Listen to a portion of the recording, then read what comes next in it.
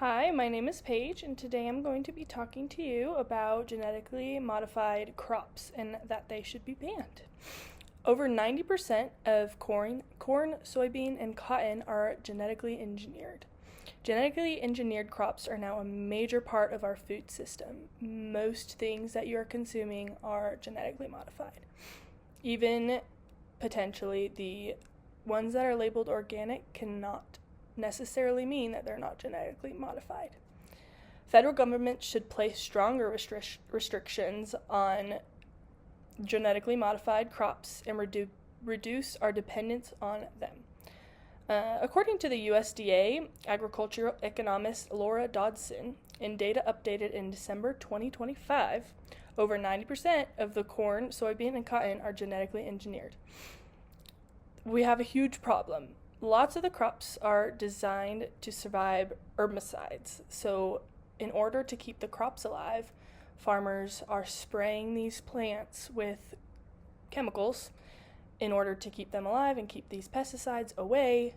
However, then when these crops get to the humans, then we are also eating those chemicals that our bodies are not designed to be consuming.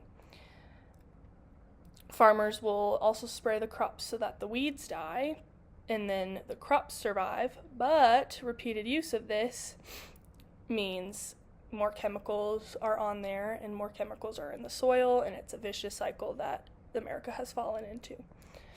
Eventually, these herbicides become less effective, and this threatens long-term sustainable farming. It's just a vicious cycle because now that we're so used to having so many crops, then the value depreciates. And then if we decide to go more organic, there's going to be less crops, therefore price is going to go up. Genetically modified crops became commercially widespread starting in 1996, which is not that long ago.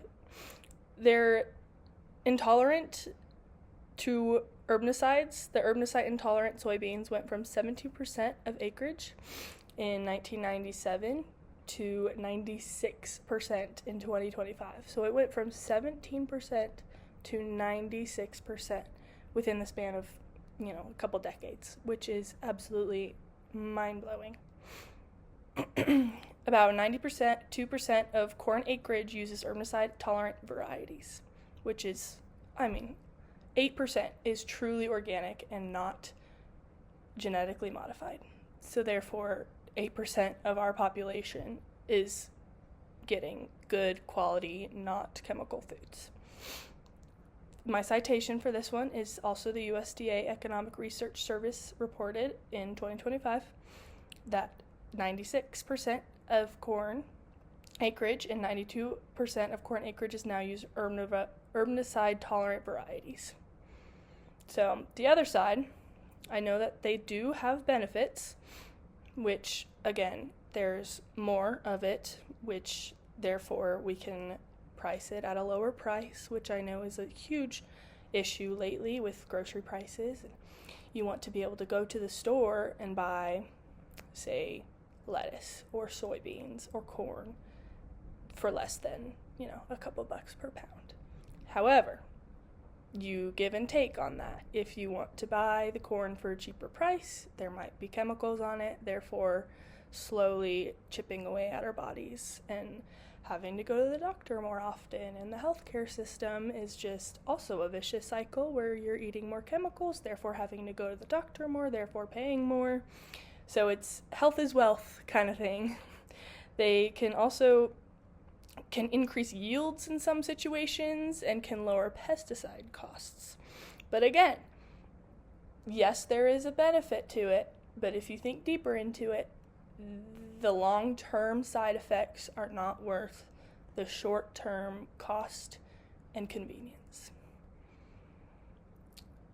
Here's the solution. Federal government should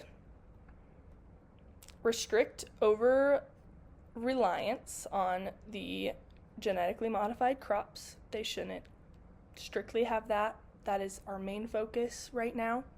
They should require better resistant management plans encourage integrated weed management, help farmers transition gradually from these chemical crops to more organic crops, and let it be a team effort. Let it be a team effort in this. Also, the funding should be also a team effort. The government should fund these crops so that they're able to pick these weeds and get these pesticides off these crops without having to use a huge amount of chemicals. It's not an overnight thing. It's going to be gradual. It's going to take years and years to gradually get these farmers to start using a more organic alternative. So, the National Academies recommends integrated weed management, farmer education, incentives, and additional research to combat herbicide resistance. So there's so many different things that can be done. In conclusion, genetically modified crops dominate America's agriculture. Again, 96% of crops are getting sprayed with these chemicals and consumed by humans. Herbicide resistance shows over-reliance has consequences. There's major consequences. There has been study after study that people are getting sick and so many different illnesses and chronic illnesses.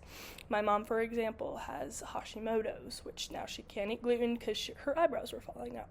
And I truly believe that she grew up where chemicals were huge.